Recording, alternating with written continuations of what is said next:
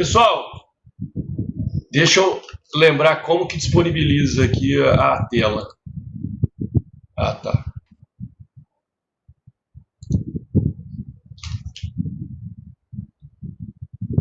Todos vocês estão vendo essa tela aqui dos partidos políticos, né? Sim? Sim. Ótimo. Então, essa tela aqui dos partidos políticos são os estudos que nós faremos aqui, e hoje a nossa aula ela vai girar em torno disso.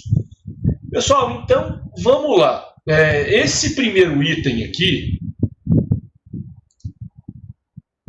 deixa eu tirar. Esse primeiro item, influência do sistema eleitoral, eu retirei ele todo daquele livro do Giovanni Sartori. Por quê? Porque o Giovanni Sartori, naquele livro Engenharia Constitucional, ele nos chama para fazer uma reflexão que ela é muito, muito, muito, muito relevante. Ele nos chama para o seguinte debate: o número de partidos ligados ao comportamento dos eleitores e ligado também à forma pela qual serão preenchidas cadeiras. Então, ele nos chama para fazer esse reflexo com relação ao imaginário, ao ideal, ao pensamento mais remoto e encruvado mesmo, e incutido na cabeça do eleitor. Pois bem, existe um grande ponto, uma grande discussão quanto ao número de partidos. E aqui eu gostaria de perguntar para vocês. Vamos voltar aqui para mim. Existe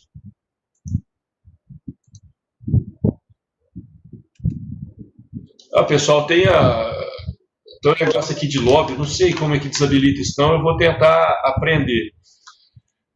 Antes de mais nada, aqui no material tem, então todos vocês vão ficar sabendo o número de partidos políticos que nós temos hoje válidos e vigentes no Brasil.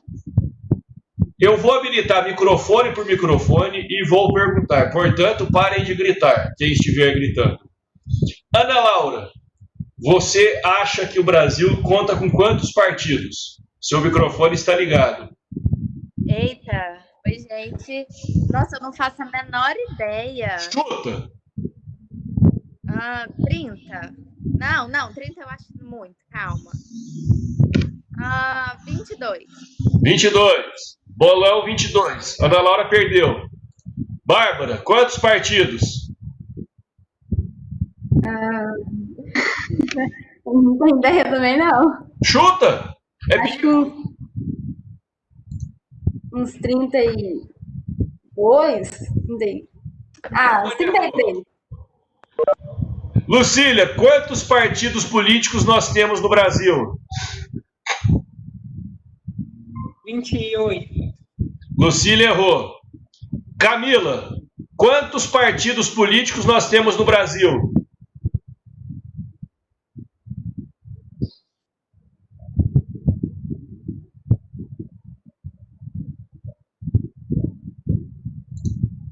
Camila, quantos partidos?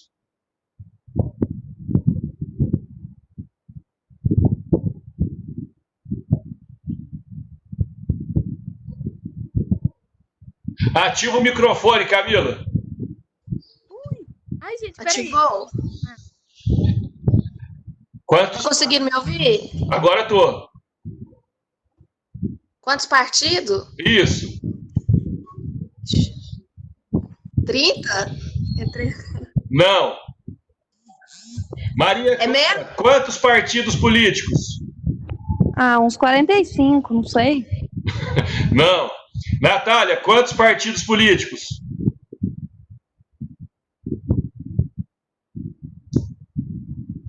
A Natália mandou mensagem para mim falando assim que não tô conseguindo escutar. Não tá conseguindo me escutar? Não, eu falei pra ela entrar de novo, sair, continua a mesma coisa. Fala para ela reiniciar, então, porque pode ser o alto-falante dela. Ou então ela pode estar com o alto-falante desligado, igual eu estava.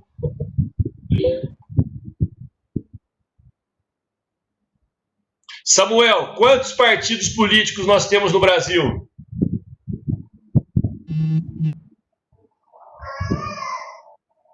Se eu não estiver equivocado, é 33. Não ouvi. Eu acredito que ou é 32 ou é 33. Deixa eu olhar uma... Samuel, não estou conseguindo ouvir. Mas vamos lá. eu posso. Alguém manda para a Natália, porque o áudio dela está desabilitado. Então, o problema é ela tem que habilitar o áudio dela, ou no celular ou no notebook. Alguém ia falar alguma coisa? Eu ia falar. 35. 33.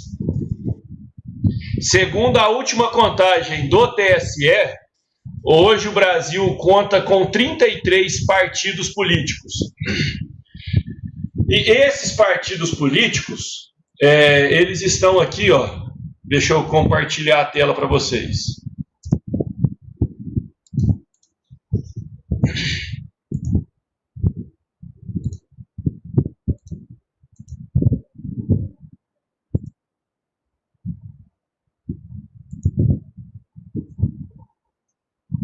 Esses aqui são os partidos políticos que nós temos no Brasil.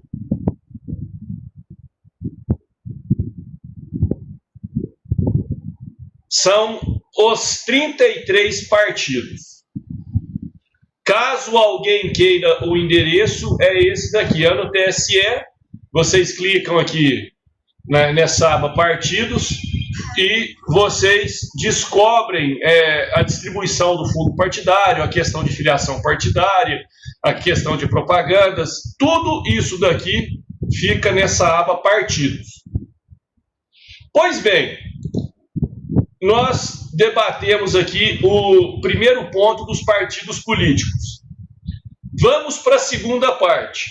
A segunda parte é aquela que nós estávamos discutindo aqui.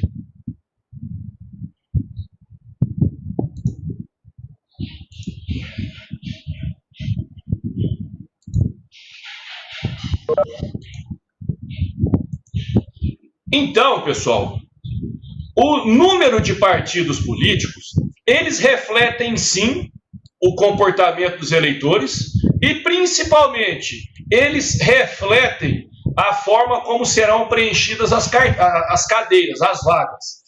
Vamos tratar primeiro desse item aqui. O comportamento dos eleitores, eles serão alterados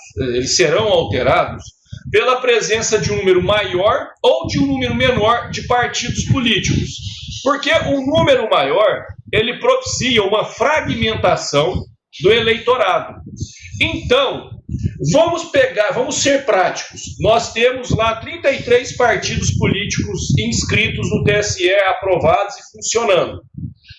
É possível dividir 33 ideologias diferentes?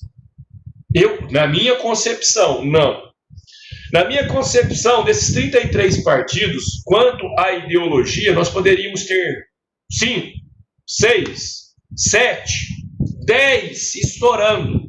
Nós não teríamos necessidade de ter um número superior a 10 partidos. Então, o comportamento dos eleitores, eles são atingidos diretamente por essa grande quantidade de partidos a partir do momento em que esses partidos políticos, eles distanciam os eleitos dos eleitores. Então, vamos lá, eu tenho 33 partidos políticos. Todos vocês sabem em qual partido político vocês votaram nas últimas 3 eleições? O candidato, eu até sei, eu posso lembrar, mas agora, a questão dos partidos políticos, dificilmente eu vou lembrar quais foram os partidos políticos que eu votei. E se vocês repararem, nós vamos tratar aqui um pouco mais à frente, que eu tenho uma polarização em partidos. Hoje, qual que é a grande polarização? Ou você é pró-presidente, ou você é pró-partido determinado. Então, essa polarização, ela perdura para sempre? Não. Eu sempre terei dois grupos de partidos, que um será o antídoto do outro. E aqui uma brincadeira, uma particularidade sem qualquer tipo de desrespeito. Eu tenho dois grupos de partidos políticos. Eu tenho o partido de situação e o partido de oposição. Só que, como toda regra tem uma exceção, eu tenho o MDB, que não importa qual é o governo que esteja acontecendo, o MDB sempre será de situação. Difícil uma possibilidade que o MDB ele será oposição. Então, quanto ao reflexo, ao comportamento dos eleitores, não restam dúvidas de que esse comportamento ele será atingido por conta dessa ausência de representatividade. Eu não consigo me ver representado pelo partido X. Eu me vejo representado pelo candidato X. Agora, pelo partido, não. Pelo partido, eu não me vejo representado. E o preenchimento das cadeiras? O preenchimento das cadeiras, pessoal, ele, ainda com uma maior clareza, eu consigo enxergar como que o preenchimento é afetado pelo número de partidos. Lembra quando tinha as coligações que formavam aí 10, 15 partidos para poder fazer 5 eleitos? Pois é, esse reflexo, ele está dispondo sobre isso. Se eu tenho que juntar 10, 15, 20 partidos para poder fazer uma cadeira, significa que essa fragmentação, ela não favorece a contagem de votos que o candidato tem ele mesmo. Porque essa fragmentação, ela enseja um fenômeno em que provavelmente ou eventualmente o mais votado não será o eleito. Por quê? Porque eu conto com aquele quociente eleitoral. Eu conto com aquela situação em que o mais votado precisa estar em uma coligação ou estar em um partido a partir das eleições de 2020 que faça, no mínimo, o número do quociente eleitoral para poder fazer uma que seja uma cadeira. Então, eu não posso esquecer que essa minha forma de contagem, ela enseja uma hipótese remota em que o primeiro lugar dos votos não seja eleito. Uma pergunta, se alguém quiser responder, vai ser legal para a gente poder interagir. Se ninguém quiser responder, eu mesmo respondo. Vocês sabem que para esse ano de 2020, nós não teremos mais as coligações no sistema proporcional? Ou seja, nós não teremos mais as coligações para as eleições de vereador? Alguém sabia disso?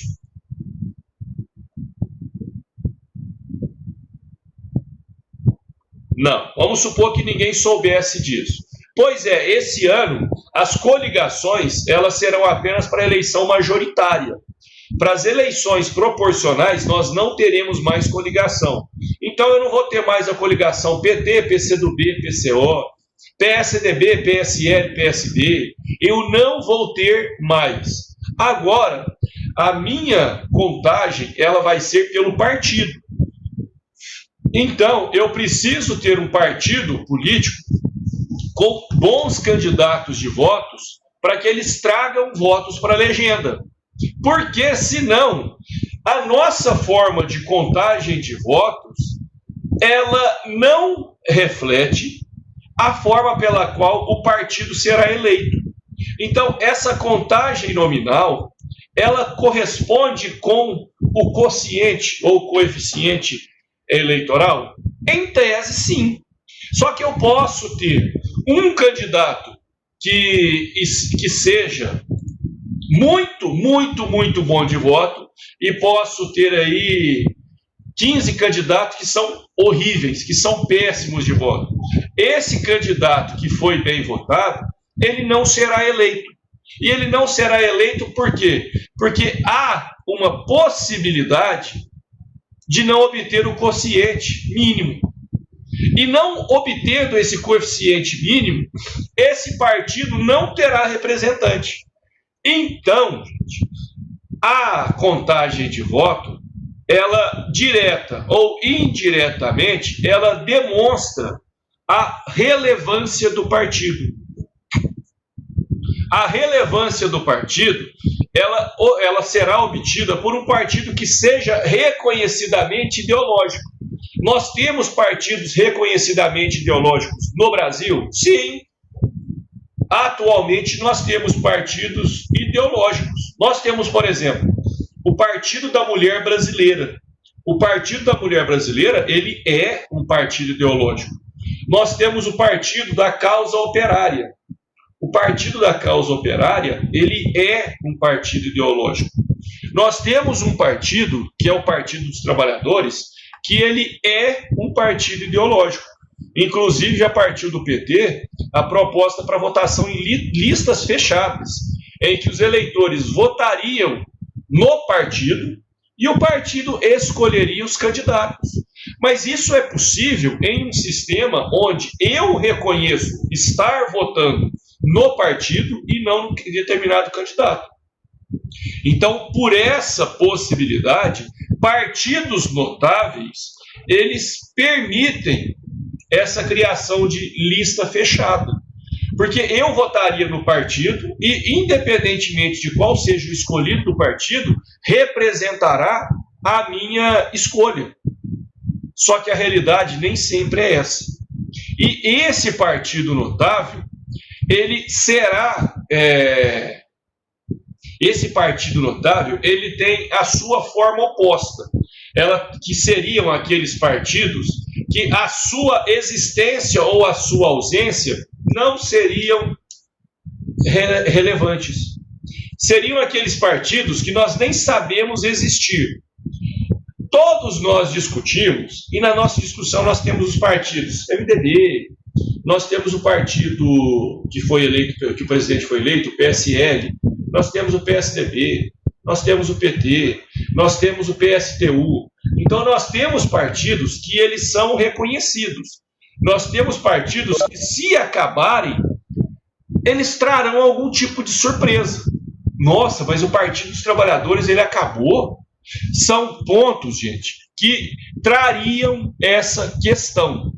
E como que eu defino se determinado partido ele é relevante ou ele não é relevante? Eu discuto isso tratando da potencialidade de coalizão e da potencialidade de chantagem. Essa potencialidade de colisão seria o seguinte: esse partido, ele é contabilizado na formação de uma unanimidade. Explicando melhor, para obter uma colisão, para obter um governo que seja válido, que seja vigente, que seja viável, seria, por exemplo, contar com o Partido dos Trabalhadores? Seria importante contar com o PSDB? Seria importante contar com o PSL? São partidos que contam com uma bancada generosa. São partidos que captam muitos votos. Então, nesse aspecto, um partido que seja potencialmente favorável à colisão, ele é um partido notável. Uma outra forma de se demonstrar essa notabilidade seria a possibilidade de chantagem, ou a potencialidade de chantagem. A chantagem, a gente tem, eu, por exemplo, pelo menos tenho, uma visão deturpada dessa chantagem, que seria o seguinte: essa chantagem, ela é algo pejorativo, e nem sempre o é. Pensem o seguinte: eu tenho o partido X concorrendo. Se esse partido X abrir mão da votação, a quantidade de votos anuláveis seria muito grande? Ah, seria. Então isso traria um reflexo diretamente ao número de votos válidos. a contagem dos votos. Então, nessa possibilidade, a coalizão, a capacidade de aglutinar-se em outros partidos e a chantagem, a sua falta a ser sentida por outros partidos, elas são formas de demonstrar a notabilidade.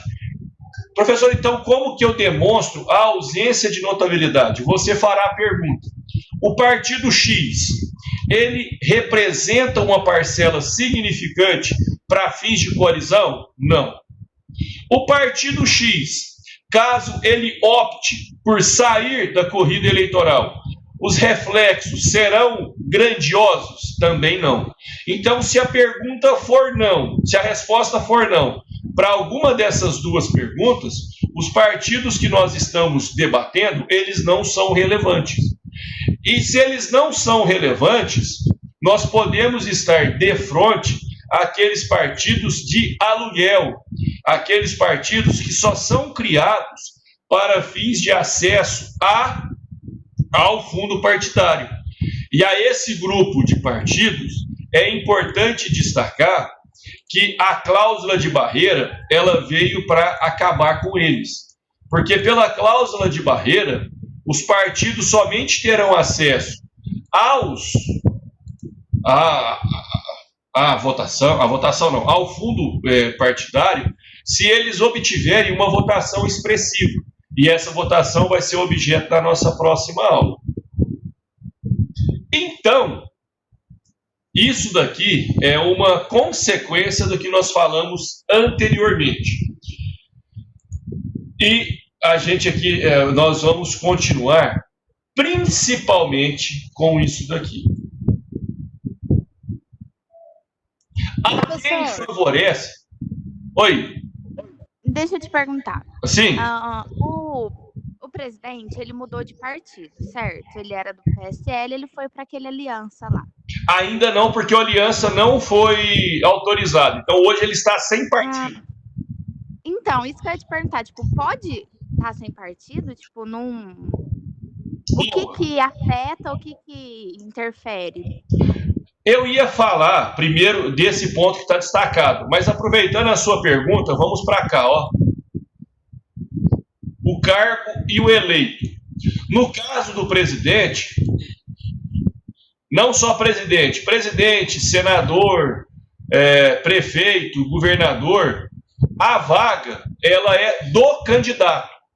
Ou seja, eu votei no presidente para presidente, eu não votei no PSL, eu votei no Jair. Então, nesse caso, ele é o detentor da titularidade daqueles votos. Agora, vamos supor que o João Paulo tenha sido eleito deputado federal. O João Paulo, ele foi eleito, mas o cargo pertence ao seu partido. Ou seja, no caso de vereador, no caso de deputado distrital, deputado estadual, deputado federal, o mandato, ele pertence ao partido. Então, eu não posso ter essa situação de sem partido, salvo se estiver no período para troca de partidos, ou se esse detentor ele esteja na condição de fundador de determinado partido. Então, nessas hipóteses, eu posso fazer aquele troca-troca eleitoral. Mas no caso do presidente, ele está nessa condição de fundador de um determinado partido e, além do mais, o mandato pertence a ele. Isso já é um ponto pacífico. Eu respondi a sua pergunta? Sim, muito obrigada. E, gente, partindo da pergunta da Ana Laura, nós vamos tratar dessa importância. Porque eu vou fazer para vocês duas perguntas. Eu gostaria que não fossem reflexivas, que vocês me respondessem.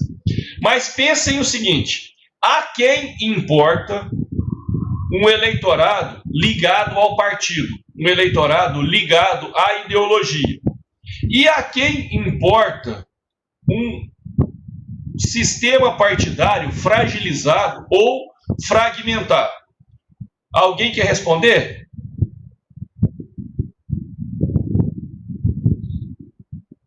Não? Então, beleza. Se ninguém quer responder, primeiro, a quem importa ou a quem seria relevante um grupo de partidos forte? Esse daqui representa um modelo em que o sistema partidário ele esteja estruturado. Aqui seria aquela hipótese em que o eleitor ele votaria tranquilamente numa lista fechada do partido. Aqui eu não confio diretamente nos candidatos, porque a minha confiança ela está no partido. Então, seja lá quem for, o partido é quem me representa. Sabe o voto de legenda? Pois é, o voto de legenda, ele representa um sistema partidário forte. O voto de legenda é eu dar uma procuração em branco para esse partido político, para que esse partido político ele escolha os representantes da maneira que melhor lhe aprouver. Então, aqui eu tenho o voto ideológico.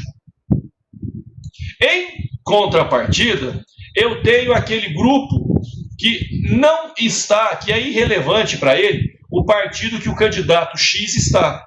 Para esse grupo de partidos, representa um sistema partidário não tão estruturado e que possibilita isso daqui, gente. O que é o efeito Tiririca? O efeito Tiririca é o partido X, sabendo que ele não tem um candidato muito forte, ele traz alguma figura pública que traria ou que refletiria isso em votos, e colocaria essa figura pública como o seu carro-chefe. Então, eu voto no Tiririca. Independentemente, se votando no Tiririca, dando a ele mais de 1 milhão de votos, eu carregarei comigo 50 não, que 50 é muito. Eu traria comigo mais 10 outros candidatos que não teve uma votação expressiva. Então, nesse caso aqui, o efeito vai ser o mesmo. Serão representados por entes do partido. Mas nesse primeiro caso, eu faço isso conscientemente, e nesse segundo caso, eu faço isso indiretamente. Porque eu não queria votar no partido X, eu queria votar no candidato Tiririca. Só que a partir do momento que eu voto no candidato Tiririca, desprezando quem quer que seja os demais componentes desse partido, eu automaticamente estou trazendo uma condição de puxar demais, sem que isso fosse o meu interesse. Pessoal, dúvidas, perguntas, questionamentos até aqui?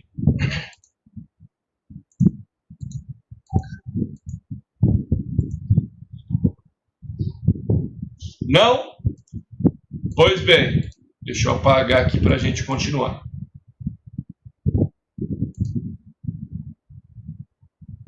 Sempre achei que colocar o Tiririca lá era uma forma de protesto, tipo, que o partido mesmo colocou, tipo, mas era uma jogada muito inteligente.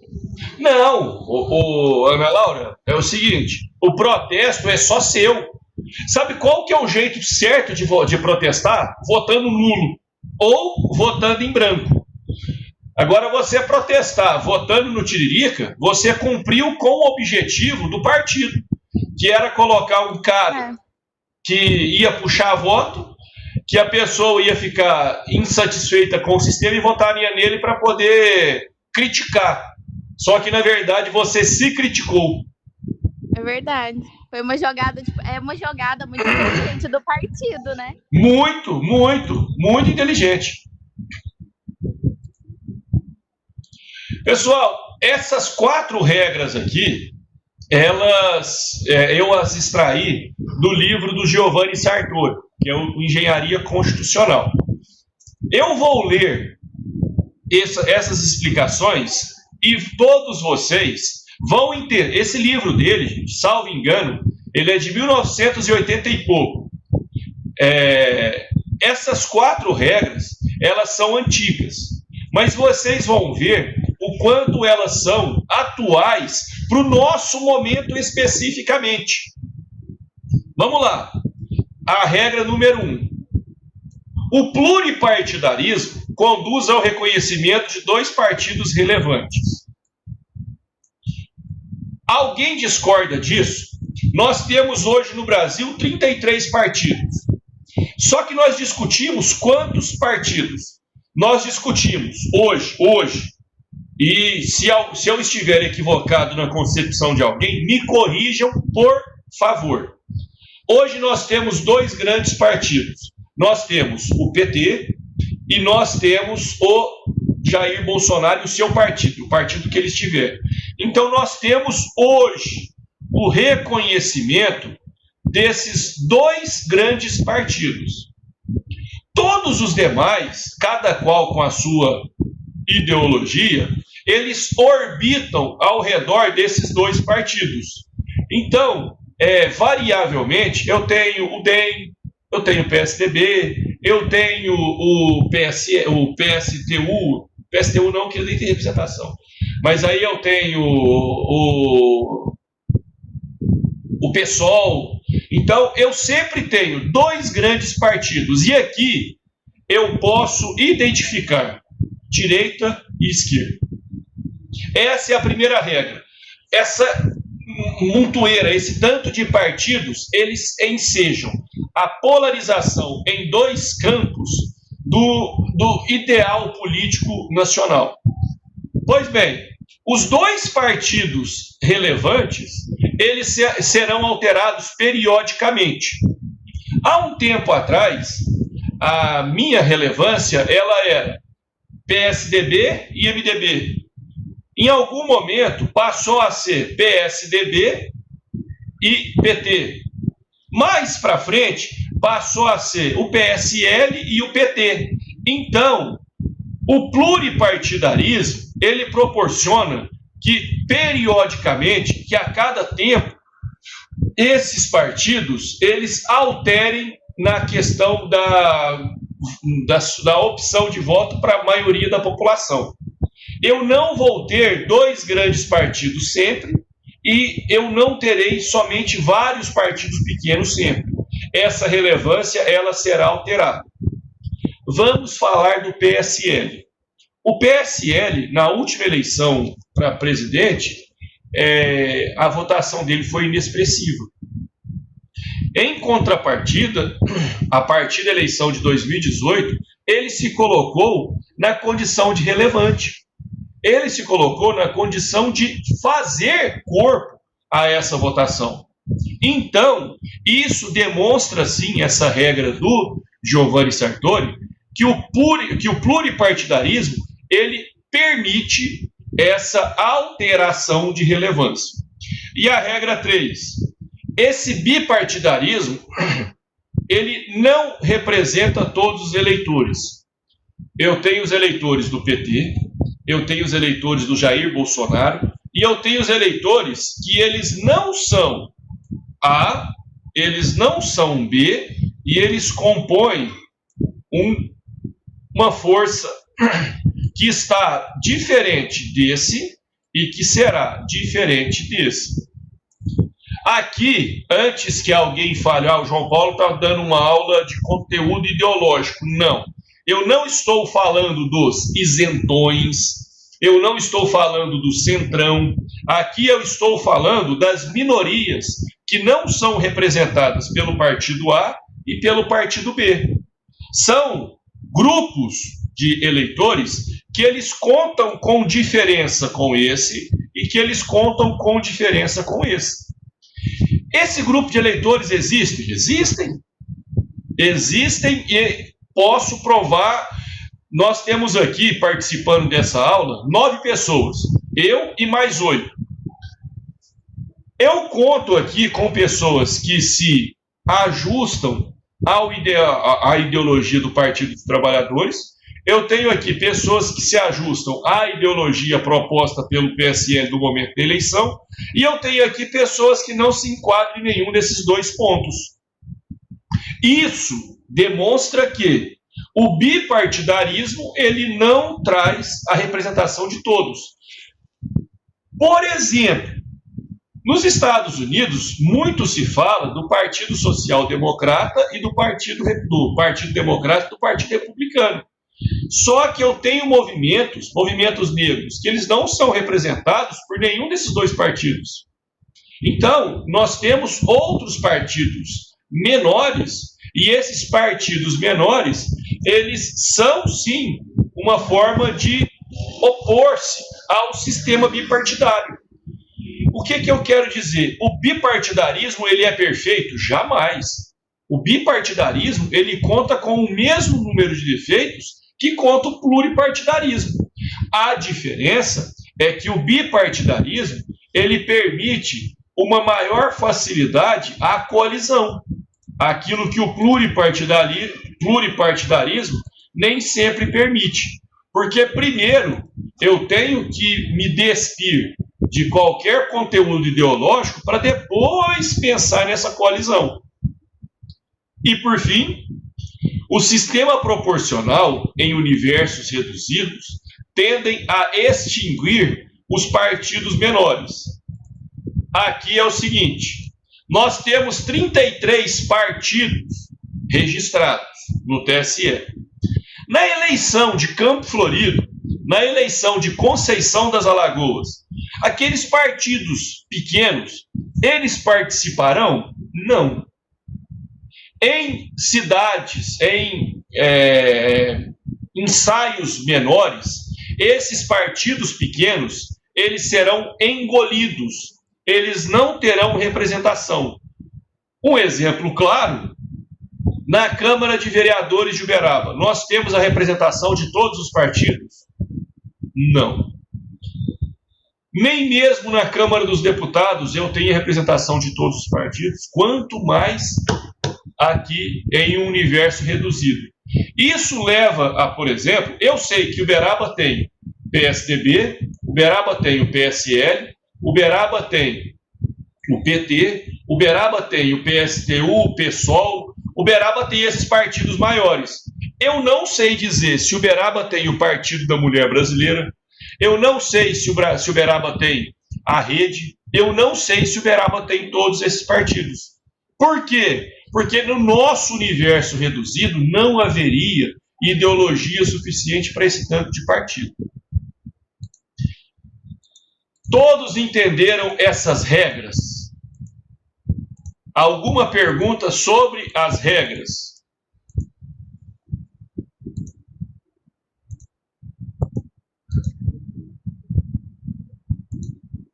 Meus queridos, alguma pergunta sobre as regras?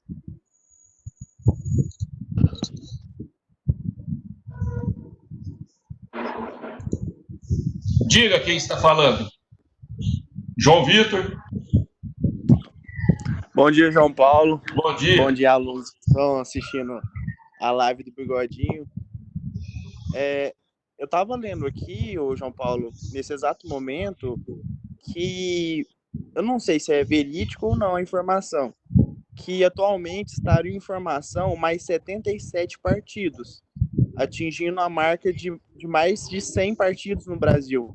Eu queria te perguntar se isso é verídico e qual a sua opinião sobre isso, sobre a formação desses mais 77. Eu não sei ao certo esse número. Porém, o que acontece? Só a título de curiosidade, vocês sabiam que já tentaram criar o Partido da Nação Corintiana? Tentaram criar, mas não houve aprovação pelo TSE. Então, pessoal, eu sou terminantemente contra essa enormidade partidária, mas isso é uma opinião, porque juridicamente não há uma limitação. Nós vamos ver aqui nas regras de criação que, primeiro, para criar, eu tenho que ter uma reunião com 101 pessoas diferentes. Essas 101 pessoas, elas têm que estar divididas em estados distintos e tem que propor a criação de um novo partido. 101 pessoas é fácil. Se brincar, a minha família conseguiria formar o partido da família Borges Machado. Só que, além disso, para viver esse partido tem que contar com um apoio mínimo. Esse apoio mínimo é onde começa a matar esses partidos políticos. Então, de fato, existem um grande número de partidos em processo de criação. A Aliança pelo Brasil é que está buscando esse apoio mínimo. Eu sou contra, mas isso é constitucional, isso é legal e isso é regulado pela nossa legislação. Então, o que eu estou falando é que eu, João Paulo Borges Machado, não acredito em 33 ideologias diferentes. Eu acredito no máximo em 10 e todas as demais são dissidências dessas 10. Eu acredito que eu tenho o partido de direita, o partido de esquerda, o partido de centro-direita e o partido de centro-esquerda. Fora dessas condições, o que eu tenho é dissidência. Nesses 4 grupos, eu reconheço como representado todas as minorias, todas as maiorias, todas as ideologias possíveis. Porque não tem como você não ser de esquerda, não ser de direita e não ser de centro-esquerda ou centro-direita. Não tem. Alguém, pessoal, esse é um ponto legal de debate. Alguém gostaria de manifestar-se a respeito disso?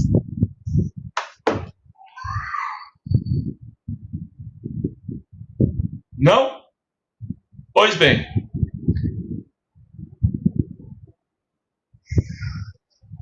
Aqui... Professor, só uma pergunta, peraí, rapidão. Não é sobre as 4 regras, não.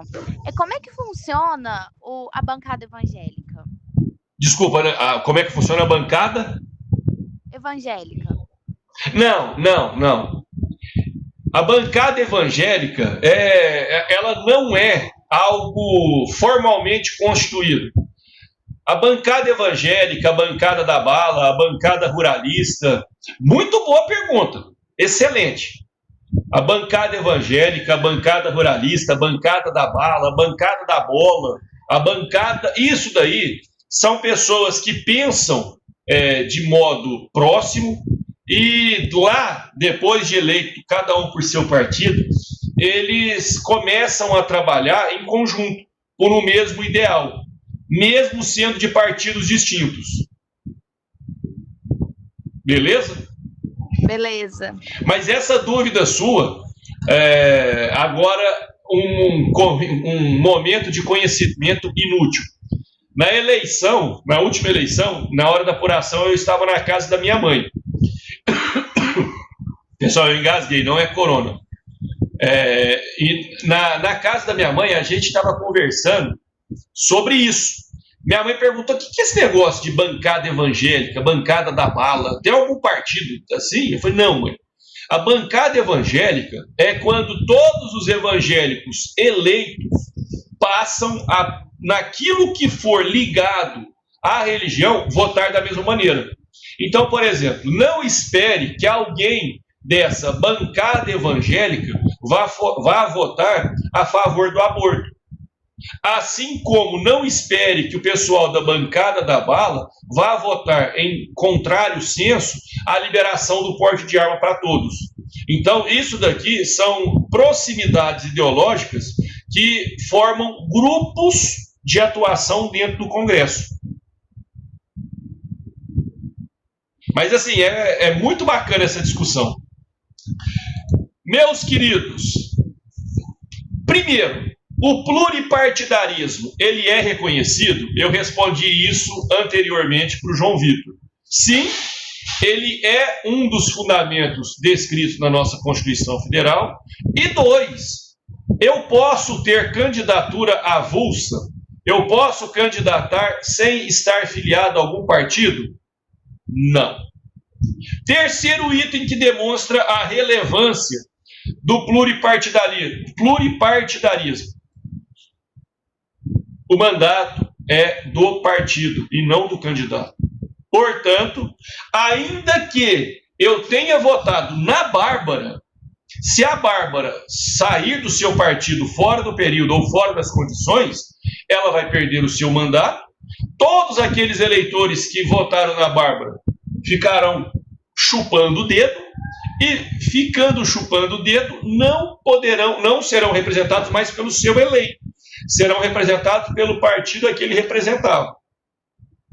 Mas tá, agora eu vou fazer uma pergunta, vou sortear para os 8 que estão aqui. De quem seria a culpa?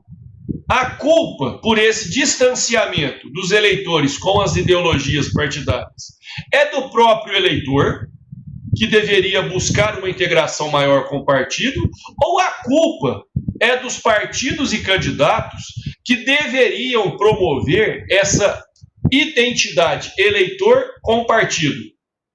Eu tenho a minha opinião. E a minha opinião é 50% culpa dos eleitores e 50% culpa dos partidos. Os 50% de culpa dos eleitores seria porque grande parte do nosso eleitorado é preguiçoso. Desculpem o termo forte, mas grande parte é preguiçoso. Grande parte não quer saber com o que está aliado aquele partido político que você está votando. E 50% é dos próprios partidos. Pessoal, peguem o nosso presidente da Câmara dos Deputados. Peguem a quantidade de votos que ele teve. Se fosse pela votação direta, ele jamais seria o presidente dos partidos, o presidente do Congresso, o presidente da Câmara dos Deputados. Por quê? Porque ele não tem uma representatividade suficiente. Mas o que acontece? Essa quantidade de partidos e, ao mesmo tempo, a proximidade de um com o outro gera condições em que eleitos sem uma representatividade suficiente possa ser colocado na função de chefe dos demais. Então, para mim, os eleitores têm culpa, sim, de não correrem atrás. Os partidos têm culpa, sim, de não promover essa idealização dos eleitores com as suas siglas. Aqui, desprovido de qualquer tipo de posicionamento político, eu tenho que abrir mão, eu tenho que tirar o chapéu para partidos como o PT, e eu tenho que tirar o chapéu para partidos como fez o PSL na última eleição. Ambos deixaram muito claro as suas convicções e ambos provaram para os eleitores: você quer ficar comigo? Então saiba que eu sou assim. Eles não se esconderam sob uma roupagem de que eu sou adepto a esse partido, mas quando foi eleito, na primeira oportunidade, deu-lhe um chute nos fundilhos e criou a sua própria identidade. Então, se houvesse essa maior proximidade, hoje nós teríamos um sistema partidário estruturado.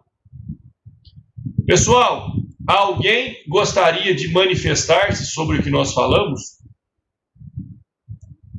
De quem seria essa culpa?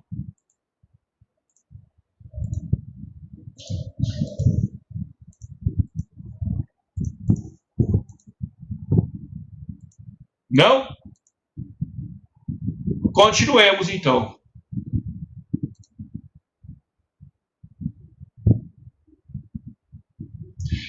Isso daqui, gente, aspecto histórico. Qual foi a razão de ser dos partidos políticos? Antigamente, eu tinha o poder concentrado na mão do monarca, e a função dos partidos políticos nada mais era do que fragmentar o poder. Então, os partidos políticos, eles seriam uma via de opção contra a concentração de poderes. Pessoal, eu não sou noveleiro, tanto que eu nem sei o nome dessa novela que está passando agora. É a que passa antes do MGTV, segunda edição. Por algum acaso, a minha cunhada, ela daria uma entrevista no MGTV na segunda edição no sábado, e Eu coloquei no jornal que estava programado para começar, que ela falou que começaria às 19 horas. E estava passando essa novela. Essa novela, ela é a história da família real deixando o Brasil e o governo na mão de Dom Pedro I. A novela, ela acabou com o seguinte posicionamento. Não, imperador. A partir de agora, nós aqui no Brasil, nós teremos alguns partidos políticos e o poder será entre o senhor e a deliberação desses partidos políticos. Essa é a função principal dos partidos políticos. Então, a presença de pluripartidos com pluriideologias representa um momento de democracia pacificada. Um momento de democracia em que eu garanto a coabitação de partidos ideologicamente contrapostos. Pensem, se eu estou em um regime totalitário, e vamos colocar, o Jair Bolsonaro é presidente, e ele é um regime autoritário. Ele vai permitir partidos com ideologias distintas? Jamais. Jamais. Vamos supor que o PT esteja no cargo de presidência. Se fosse um regime totalitário, o PT permitiria manifestações democráticas contrárias? Jamais. Então, falar que a democracia não existe no Brasil é fugir das aulas de direito constitucional, é fugir das aulas de história. A democracia no Brasil, ela existe. Ninguém aqui no Brasil ele é tolhido do debate partidário, do debate democrático, e todos podem livremente disporem das suas ideologias. O fato de você manifestar-se para bater panela contra representa a presença de democracia. O fato de você reunir-se nas ruas pedindo um impeachment representa o exercício da democracia. Então, criticar a democracia no Brasil é uma tarefa muito fácil, porque ninguém vai ser proibido de manifestar-se. Certo? Pessoal, eu acho... Deixa eu ver aqui o que falta para a gente acabar o próximo item. Mas, pelo avançar da hora, vou dar mais essa explicação aqui e a gente encerra. Então, a minha ideia principal de dividir o estudo dos partidos políticos em duas partes, vou dividir em 3, para que não fique uma aula muito desgastante. Ah, professor, eu quero estudar. Se fosse na faculdade, nós teríamos 1h40. Sim, só que essa 1h40 eu passaria matéria no quadro, eu forçaria o debate e eu não falaria exclusivamente por 1h10 sozinho. Então, continuando aquilo que eu estava falando, os partidos políticos, eles exercem um papel muito relevante para a democracia. Os partidos políticos, eles, mesmo com todos, e não são poucos, com todos os seus defeitos, eles buscam representar todas as minorias. Eu tenho Partido dos Trabalhadores? Tenho. Eu tenho Partido Liberal? Tenho. Eu tenho partido que defende a liberdade restrita? Tenho. Eu tenho partido que defende a mulher? Tenho. Eu tenho partido que defende os gays? Tenho. Eu tenho os partidos que defendem os ultraliberais? Tenho. Então, todas as minorias são representadas. Tem uma minoria que não é representada, e eu faço parte dessa minoria. Eu tenho hemangioma e eu tenho a minha boca torta. Eu não tenho um partido que representa essa minoria. Mas, professor, vai ser minoria assim lá na casa do chapéu. Pois é, a função dos partidos é representar o maior número de vozes possíveis. Então, fiquem cientes do seguinte: eu não tenho o exercício da democracia sem a presença do partido político. Durante toda a história do Brasil, os partidos políticos eles foram livres? O que vocês me falam, gente? Durante a história do Brasil, sempre os partidos foram livres?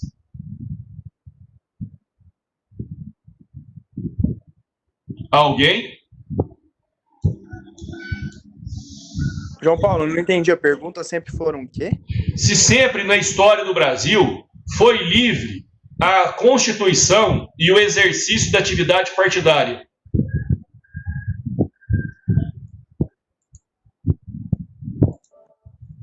Na minha opinião, não. Não, nem sempre.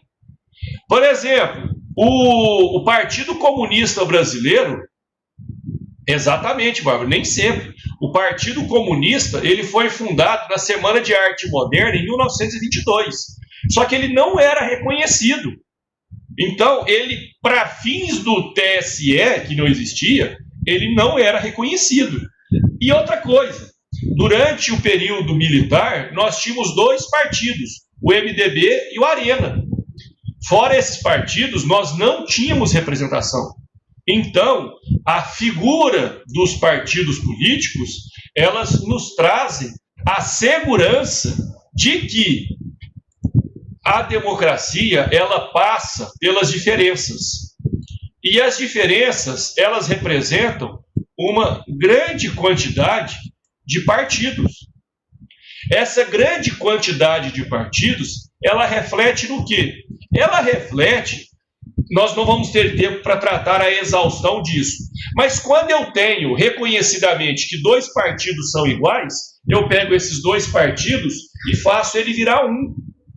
Ou, quando eu identifico que esses partidos, ele deixou de ser relevante, mas ainda assim ele traz uma carga ideológica, eu tenho um partido maior que ele pega esse partido menor.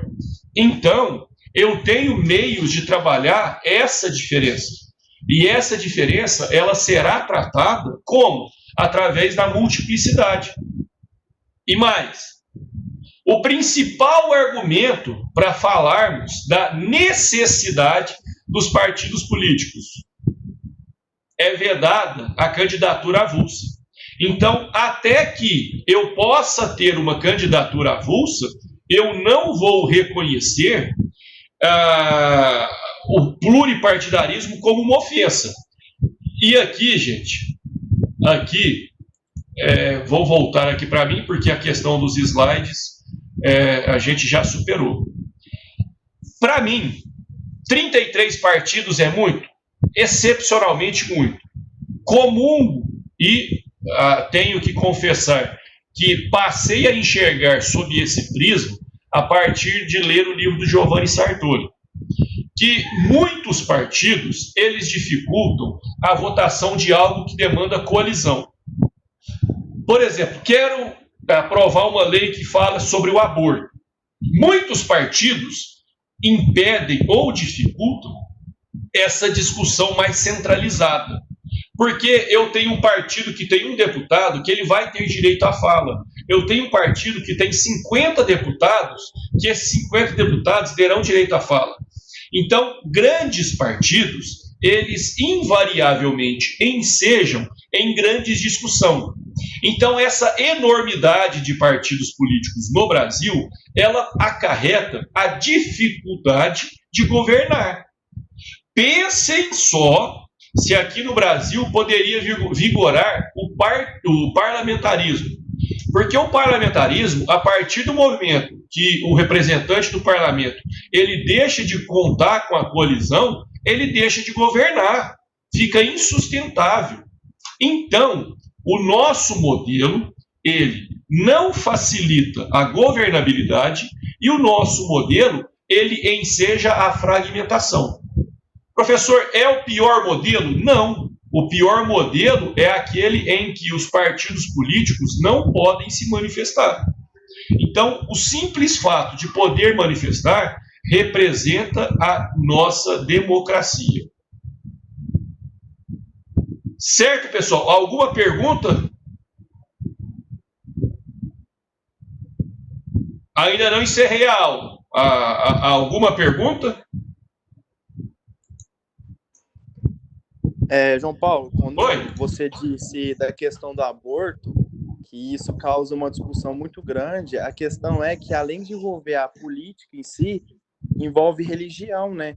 Tem muitos deputados conservadores, muito religiosos, e acaba que a religião se envolve muito, influencia muito na política do Brasil. Não, com certeza.